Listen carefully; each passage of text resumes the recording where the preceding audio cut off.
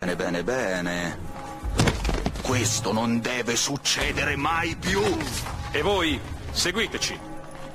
Per voi e per le ragazze è tempo di prendere una vacanza. In many towns, like Pistoia, Italy, town fathers pass emergency measures to combat the spread of the plague. Ordinanza numero 3. I cadaveri non potranno essere rimossi dal luogo della morte prima che vengano chiusi in una cassa di legno. Ordinanza numero 5. Che nessuno abbia l'ardire di portare cadaveri all'interno della città. Ordinanza numero 30. Durante i funerali le campane non potranno essere più suonate. Funerals have been stripped down to their bare essentials. It's become not just familiar, but monotonous. There were so many people dying that you might have a priest might be leading one procession, a procession of one person to a grave, and then he would look behind him and he would see 10 more that he would have to accompany to their grave.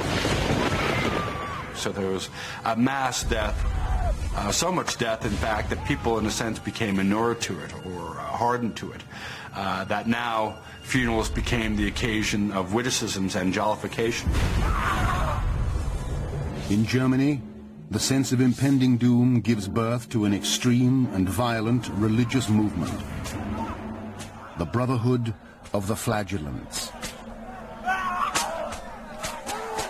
The flagellants' brutal force, complete with the suggestion of holy blood, creates a sensation as they travel through a countryside empty. Their dramatic displays are far more compelling than the ineffectual mutterings of the village priest. If they are not welcomed by the local church, the flagellants can react with furious outrage.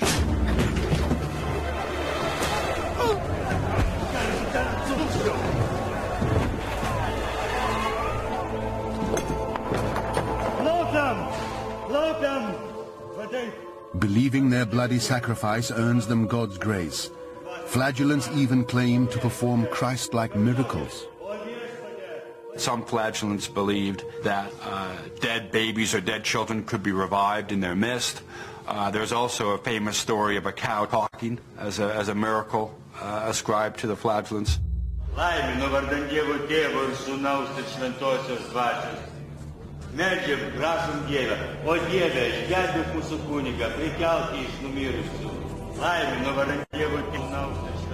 Along the Rhine, it seems as if miracles are being performed, while in Avignon, France, the very heart of Christendom, at its height the plague kills 400 a day.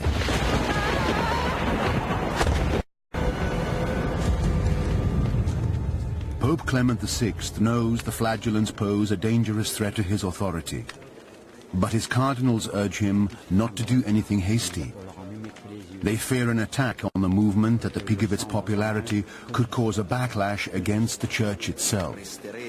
There's an interesting dynamic between the popular attitude towards the flagellants and the authorities' attitude towards the flagellants. The authorities tended to take a hostile stance, but the people, on the other hand, seemed to have supported the flagellants, largely because they associated their arrival with a warding off or averting of the plague. For the time being, Clement will not move openly against the flagellants. But the excesses of the movement will soon prove intolerable. These processions could be experienced by ordinary people, ordinary Christians, as a totally transformative moral experience that uplifts them and that makes them feel that they have the strength and the energy to make their city or their town a better place, whatever that takes. It may take swearing that you'll never gamble again. It may take throwing Jews out of the city. It may take expelling the Jews or even burning them. The Jewish merchant Agemet has traveled hundreds of miles through regions devastated by the plague. But it will be suspicion of man that does for him in the end.